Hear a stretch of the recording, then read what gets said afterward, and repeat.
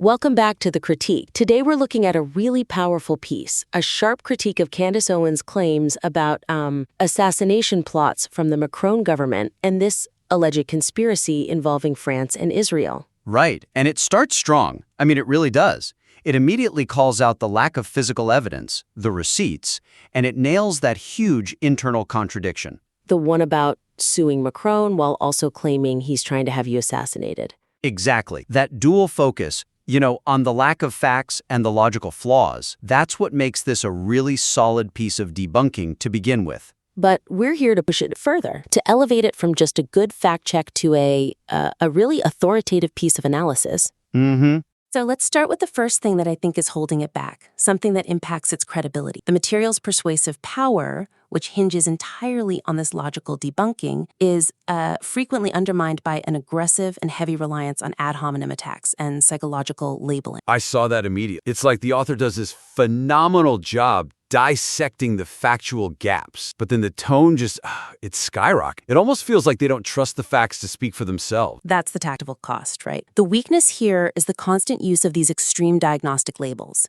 We're talking psychopath, narcissist, sociopath, lunatic, con artist. All of them. And what that does is it shifts the focus away from the concrete failure of proof and makes the material sound, it sounds reactive, overly emotional. Which is, think about the tactical failure. The subject's entire brand is built on provoking emotional reaction, right? On driving engagement through outrage. Exactly. So when the critic mirrors that exact emotionalism by throwing around subjective terms, you're playing her game on her turf. You are. You've just neutralized your own strongest weapon, which is your commitment to objective, verifiable proof. You basically hand the opposition the perfect deflection. See? The critic is just obsessed and angry. Right. They don't even have to address the core claims anymore. They can just dismiss the whole thing as an emotional attack, which is the very defense mechanism the author is trying to argue against in the fan base. So the suggestion has to be, then, to focus that intensity, that fire, not on diagnosing the person, but on analyzing the rhetoric, the strategy of deflection. Yes. That strengthens the argument's authority because you're critiquing the observable actions and the system,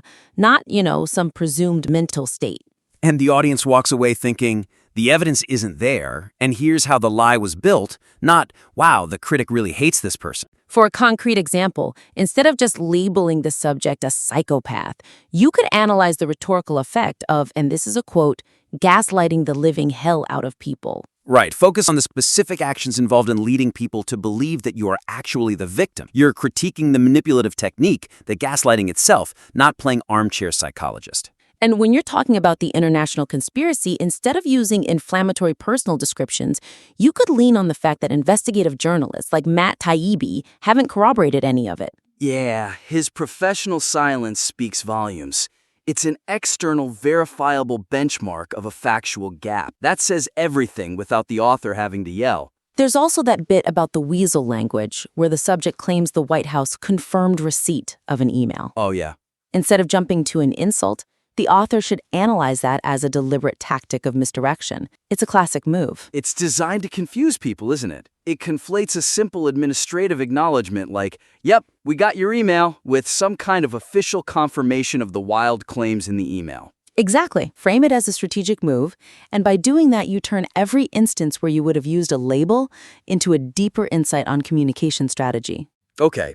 That makes sense. Let's move on then to the structure, because I think that's the next big thing that's keeping this piece from landing with maximum force. I agree. Shifting gears, our second point is that the structure of the critique risks losing momentum by addressing every single secondary reaction and peripheral fan comment, rather than dedicating its full weight to the central allegations. You can see the author's diligence, though. They really did leave no stone unturned. They go after comments from Miles Chongo, Yasha Ali, Liz Crocken, Jimmy Dore. But that's the problem. Sometimes being that comprehensive actually hurts the impact. That's the weakness. A huge part of this piece is spent rebutting these ancillary figures. And even worse, responding to personal attack, like people calling the author obsessed or pointing out that they're Australian. What does that have to do with anything? Nothing. And it completely dilutes the primary debunking effort, which should be laser-focused on the multi-government assassination plot, the really big, important stuff. It feels like the author is fighting a dozen little defensive skirmishes all over a field,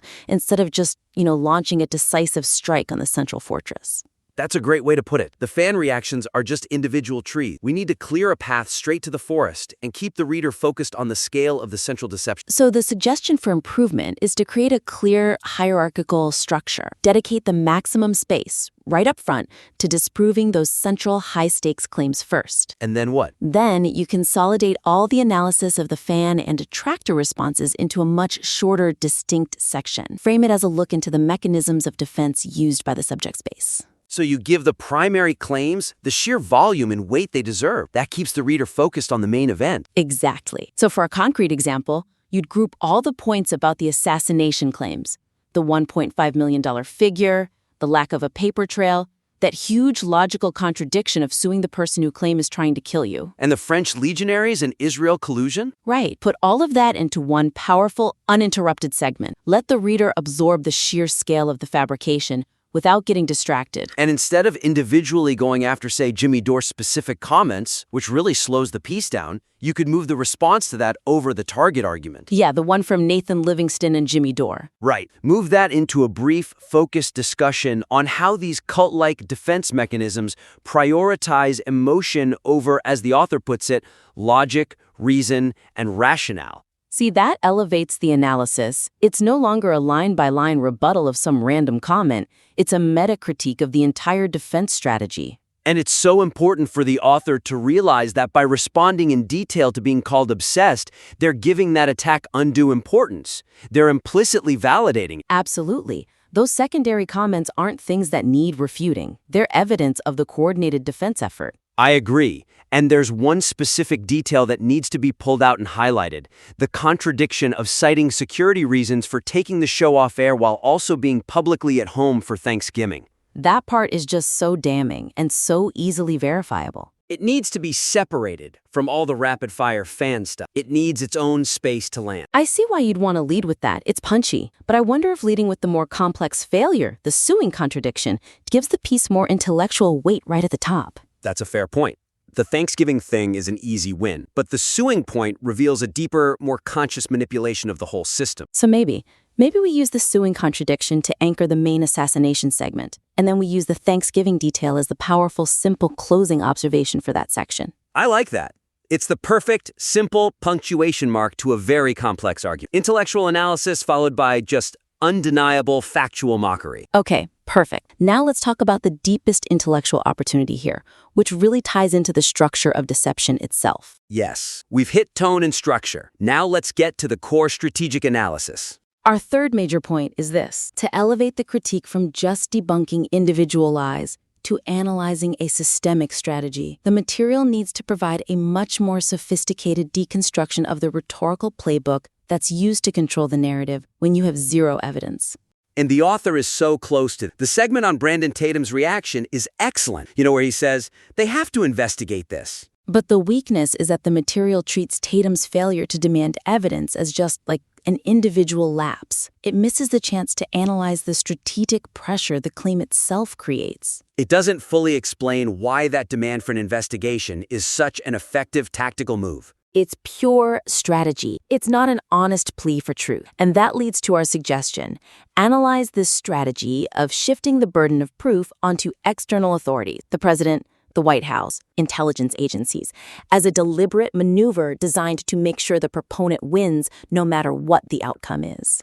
It's about explaining the strategic advantage of lying so big that institutions are forced to react. It's the ultimate no-lose scenario for the person making the claim. That's the core realization we need the author to deliver. They need to name that dynamic. Because if the White House ignores the claim completely, what happens? The proponent wins. They can immediately claim they're being censored, ignored by a corrupt establishment. And if the White House issues a flat denial, which is the only sane response to such a wild claim, what happens then? The proponent still wins because they just frame that denial as proof of a cabal of tyranny and corruption or a massive government cover-up. By forcing the hand of these entities, the original unproven claim becomes self-validating in the eyes of the followers. They want the denial. The denial feeds the persecution narrative and becomes the primary source of engagement for their base. So the author needs to deconstruct this. They need to explain that in this playbook, the very absence of proof becomes the ultimate proof of a conspiracy. For a concrete example, they should analyze the rhetorical impact of demanding the White House issue a statement to confirm whether I am telling the truth, and explain how that move is specifically designed to produce either silence or a denial, both of which serve the narrative. And use that Brandon Tatum interaction as the perfect case study. He's convinced by a text message, but he demands that others investigate this. He's validating the urgency while outsourcing the need for verification to the very institutions that are guaranteed to reject the premise. Then, finally, you zoom out. Compare the concrete lack of evidence, no police report, no intelligence confirmation, to the subject's deliberate drip feed strategy. Explain how that tactic keeps the audience interested and enraged, without ever requiring the transparency that would expose the whole thing. It's a mechanism for continuous outrage without any accountability. And that whole section would transform this critique from just proving someone is lying into a sophisticated manual for how high-level disinformation actually works. That's the real win. Moving from what is being done to how and why it works as a strategic system. Okay, so let's quickly recap the three main opportunities here. First, we recommend refining the tone. Right. Swap out the aggressive personal labeling for a more structured analysis of the rhetorical deflection. That's going to maximize credibility. Second, streamline the structure. Consolidate all those fan rebuttals into a focused discussion on defense mechanisms that lets the central, high-stakes allegations really stand on their own as the core of the piece. And finally, deepen the analysis of that disinformation playbook. Deconstruct the specific tactics, like shifting the burden of proof, to explain how the whole strategy is designed to manufacture a cover-up narrative, with or without evidence. These three changes will turn what's already a strong piece of debunking into an essential study of contemporary strategic rhetoric. Couldn't agree more. We really encourage you to rework this material using this feedback. Take these ideas, expand on them, and please submit it back to us for another review. We would genuinely love to see how you implement these changes. Until next time, keep refining your craft.